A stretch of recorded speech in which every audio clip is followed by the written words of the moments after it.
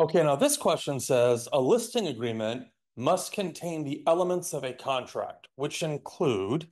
So, really, this question's asking about not just the listing contract, it's really just using that as an example. Really, what this question's asking is, do you know what the essential elements of a contract are? So, there's going to be four choices here. Remember, all the exam questions are multiple choice A, B, C, and D. There's four answer choices here. One of these is going to be a required element of a contract. That's going to be our right answer, and three are not. So let's go through these four choices and we'll decide which one is required to have a contract. So look at A. A says competent parties. Do you need parties that are capable of entering into a contract? You do. What this means is any contract, whoever's going to participate or enter into a contract, must be competent.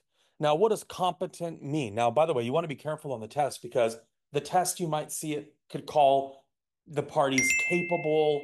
This question has it set up as competent, but either one of those are fair game on the test. Capable parties or competent parties. This means you can't be judicially declared of unsound mind. You can't be a minor. There's some exceptions to that, but basically you have to be able to enter into a contract. Now, that's true for listing contracts or any contract. So A actually looks good straight off the bat. That looks like it's going to be our right answer, but let's look at B.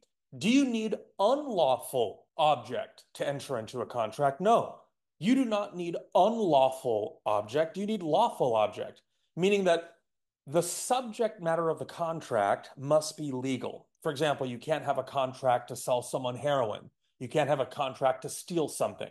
So B is not right because we need lawful object, not unlawful object. C says unspecified consideration. This term consideration is, this doesn't mean that you've like considered it or you have to take time to consider the contract. Consideration is basically just anything of value. Something of value to my detriment has to be given in exchange for a contract. So each side must give up something in order to enter into a contract. Let me give you an example. Often people think of money as consideration, and that's true. Money is consideration. But it's rare, unless you're like a currency trader or something, that you would trade money for other money. It's usually going to be money for a car, or money for a house, or money for a boat, or I'll trade you my jacket for your bag, and that's adequate consideration.